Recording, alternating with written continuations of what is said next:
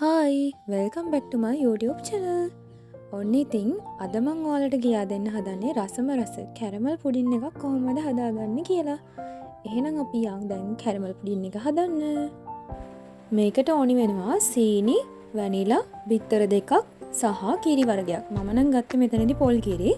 ඔයාලට කැමති නම් පිටි කිරි, ෆ්‍රෙෂ් මිල්ක් ඕනම දෙයක් යූස් කරන්න පුළුවන් මේකට.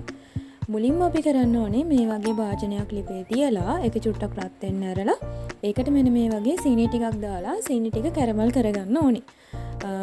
අඩු ගින්දරේ තමයි සීනි ටික කැරමල් කරගන්න ඕනේ. නැත්තම් අර සීනි ටික ගොඩක් පිච්චිලා තිත්ත ගතියක් එන්න පුළුවන්. ඒ නිසා අඩු ගින්දරේ මේ විදියට සීනි ටික කැරමල් කරගන්න ඕනේ. මෙතනදී මම පුංචි ටිප් එකක් කියලා දෙන්නම්. ගොඩක් අයට සීනි කැරමල් කරද්දී රන්වන් පාටට එන්නේ නැහැනේ. එතකොට එයාලට පුළුවන් තේ චුට්ටක්, ඒ කියන්නේ තේ පොඩ්ඩක් අරගෙන තේ වතුර ටිකක් ඒ සීනි වලට මේවා කරාම මෙන්න මේ විදිහට රන්වන් පාටට එනවා. එතකොට අපිට තිත්ත රසක් නැතුවම රන්වන් පාටට සීනි ටික ගන්න පුළුවන්. ඊට පස්සේ කැරමල් කරගත්ත සීනි ටික අරගෙන අපි පුඩින් එක හදාගන්න භාජනයට මේ පෙනෙන විදිහට වක් කරලා භාජනයේ හැමතැනම පොඩ්ඩක් අර යට අඩියේ ගෑවෙන විදියට ඒ විදියට පොඩ්ඩක් මේ විදියට හැමතැනම මේවා කරගන්න ඕනේ සීනි ටික ගල් වෙන්න කලින්. ඊට පස්සේ සීනි කැරමල් කරපු භාජනේ ඒකේ හැම තියලා චුට්ටක් සීනි ටික නිවෙන්න ඇරලා අපි වෙන භාජනයකට මේ පෙන්වන විදියට බිත්තර දෙකක් අරගෙන අපි දැන් ගත්ත බිත්තර දෙකයිනේ. ඒ බිත්තර දෙක මේ විදියට කඩාගෙන ඒ බිත්තර දෙක පොඩ්ඩක් විස් කරගන්න ඕනේ. ඒකට ඔයාලට පුළුවන් ඔයාලගේ බීටරයක් හරි මොකක් හරි විස්ක් එකක් හරි එහෙම තියෙනවා නම් ඒක යූස් කරන්න. එහෙමත් නැත්නම් මේ විදිහට හැන්දකින් ඒ දෙක කලවම් කරගන්න පුළුවන්. මේක කලවම් කරගනිද්දී මේ බිත්තර ටික මෙහෙම ගහද්දි බිත්තර වලින් පෙන එනකම්ම චුට්ටක් මේ දෙක කලවම් කරගන්න ඕනේ මේ පෙනෙන විදිහට. ඊට පස්සේ ඒ අපි හදාගත්ත බිත්තර මේවකට අපි ඔය ගත්ත පොල් කිරි, මම නම් ගත්තේ පොල් කිරිනේ. ඔයාලා ගත්තේ කිරි ඒ જાතිය දාලා ඒක පොඩ්ඩක් කලවම් කරගන්න ඕනේ. ඊට පස්සේ ඔයාලා ගාව තියෙනවා නම් විතරක් වැනිලා චුට්ටක් මේකට එකතු කරගන්න. ඊට අමතරව අර කිරි එකට මට එතනදී පොඩ්ඩක් කියන්න බැරි වුණා. ඒ පොල් කිරි එකට ඔයාලා සීනි දාලා ලුණු චුට්ටක් දානවා නම් කැමති නම් දාලා ඒක පොඩ්ඩක් හදාගෙන තියාගන්න ඕනේ. සීනි චුට්ටක් දාලා කලවම් කරගන්න ඔයාලගේ කිරි එකට. ඒ කලවම් කරගත්ත කිරි එක තමයි මෙතන මේ බිත්තරයකට දාන්නේ.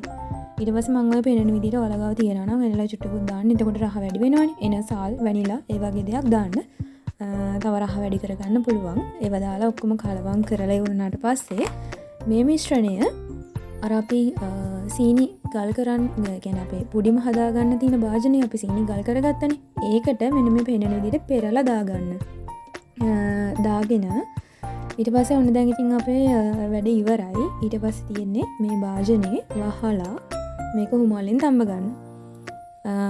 මේ පෙන්නන විදිහට තමයි අපේ මිශ්‍රණය ඇවිල්ලා තියෙන්නේ. ඊට පස්සේ මේ වගේ පියනකින් හරි නැත්නම් ඔයාලා මොකක් හරි වෙන මොකක් හරි භාජනයකට දානවා නම් එහෙම හරි ඒ වහලා මේ විදිහට ඊට පස්සේ තව භාජනයක් අරගෙන ඒ භාජනයට මේ විදිහට රැක් එකක් තියලා මම නම් මේ ගත්තේ අකඩ රැක් එකක්. ඒ රැක් එක තියලා ඊට පස්සේ රැක් එක වැහෙන ප්‍රමාණයට වගේ වතුර දාලා ඒ රැක් එක උඩින් මේ භාජනේ තියන්න. අපේ පුඩින් භාජනේ තියලා පුඩින් භාජනෙත් වහලා අපි අර ගත්ත භාජනෙත් හුමාලේ පිට නොවෙන්න හොඳට වහලා මේක විනාඩි 20කට කිට්ටු වෙන වගේ මට නම් ගියා. විනාඩි 20ක් විතර ඔයාලා මේක හොඳට තඹ ගන්න.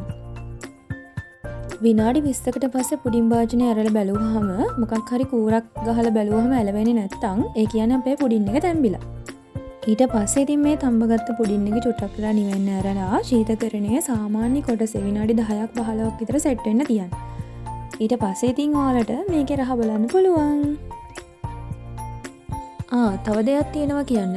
මම මේක හැදුවේ පොල් කිරි වලින්නේ. හැබැයි ෆ්‍රෙෂ් මිල්ක් හරි කිරි පිටි හරි යූස් කරලා මේක හදනවා නම් මෙන්න මේ ෆොටෝ එකේ තියෙන විදියට පුඩින් එක ලස්සනට සෙට් වෙනවා. පොල් කිරි වලින් හැදුවාම වෙන්නේ පොඩ්ඩක් සෙට් වෙන්නේ නැහැ. ගැලවෙන්න බලනවා ඉක්මනට. හැබැයි ෆ්‍රෙෂ් මිල්ක් හරි පිටි කිරි වලින් හරි හැදුවොත් මේ විදිහට අපිට ලස්සනට පුඩිම හදාගන්න පුළුවන්. එහෙනම් ඉතින් ඔයාලත් මේ විදිහට රසම රස පුඩින් එකක් හදලා කමෙන්ට් බොක්ස් එකේ කමෙන්ට් එකකුත් දාගෙනම යන්නකෝ. channel එකත් subscribe කරන්න අමතක කරන්න එපා. එහෙනම් අදට ගිහින් එන්නම්. ආයිත් අලුත් වීඩියෝ එකකින් හම්බෙමු.